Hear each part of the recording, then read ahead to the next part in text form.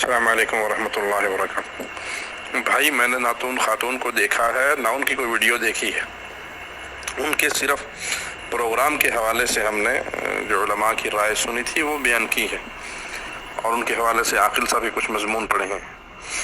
اگر ماجرا ایسا بے پردگی کا ہے تو وہ قطعاً اہل علم سے نہیں ہو سکتی۔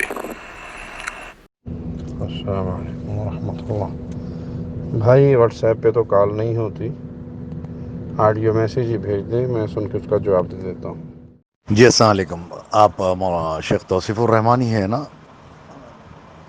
آپ کو بہت بہت سلام مولانا۔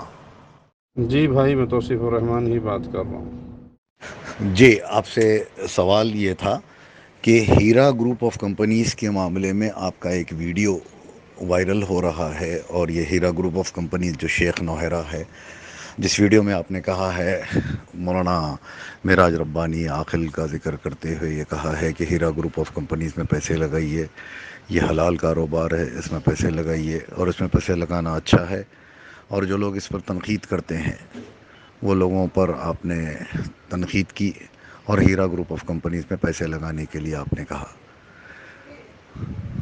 اس کے بعد اکتوبر 2018 میں نوہیرا شیخ کو گرفتار ہوئی حیدرآباد میں، وہ ہندوستان میں۔ اس کے بعد ان کے 240 اکاؤنٹ میں صرف 22 کروڑ روپیہ ہے، اور ان کی پراپرٹی جو گورنمنٹ نے سیز کی ہے وہ 300 کروڑ کی ہے، جبکہ یہ 50,000 کروڑ کا اسکیم ہے۔ اس میں 10 لاکھ لوگ ملوث ہیں، اور زیادہ تر لوگوں نے یہ کہا ہے کہ ہم نے مولانا شیخ توصیف الرحمان صاحب کا ویڈیو دیکھ کر اس کو حلال کاروبار سمجھ کر اس پونزی اسکیم میں پیسہ لگایا۔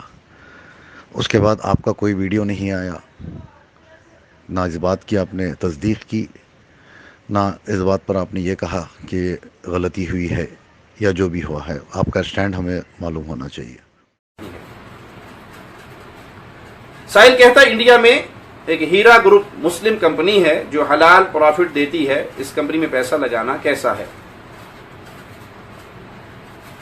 ہیرا گروپ ایک ذمہ دار گروپ ہے،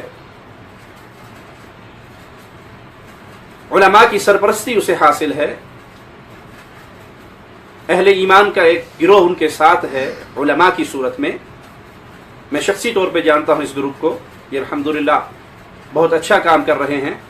ایک تو ان کی تجارت اللہ کی رحمت سے حلال تجارت ہے، اور علماء کی سرپرستی ان کو میسر ہے۔ شیخ معراج ربانی حافظہ اللہ، شیخ جلال الدین قاسمی حافظہ اللہ، اور ہمارے جدہ سے عاقل بھائی حافظہ اللہ، ان کا ان کے ساتھ قریبی تعلق ہے، اور علماء کا ایک بہت بڑا گروہ ہے جن کا ہیرا گروپ سے تعلق ہے، اور وہ ان کے معاملات کو دیکھتے بھی ہیں، رہنمائی بھی کرتے ہیں۔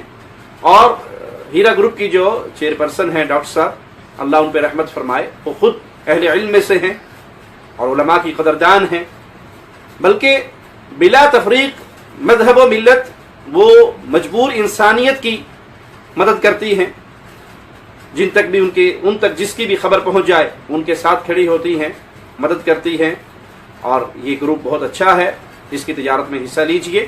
کچھ لوگ اپنے ذاتی مقاصد کے لیے ان کے خلاف گاہے بگاہے نیٹ کے ذریعے کچھ نہ کچھ دشمنی میں کہتے رہتے ہیں، تو یہ وہ لوگ ہیں جو اپنے ذاتی مفادات کی بنا پر یا اپنی ذاتی دشمنی کی بنا پر یا ڈاکٹر صاحب کے ایک دینی رجحان کو اور دینی امیج کو خراب کرنے کے لیے اغیار کے کارکن بن کر ان کو بدنام کرنے کی ناکام اور جھوٹی کوشش کرتے ہیں۔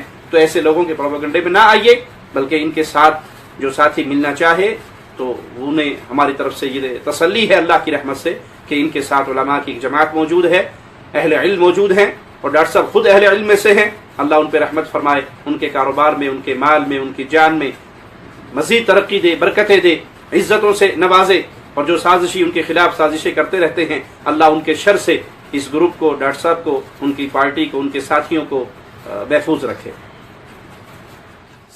السلام علیکم ورحمۃ اللہ وبرکاتہ۔ اللہ آپ پہ رحمت فرمائے، آپ کو برکتوں سے نوازے۔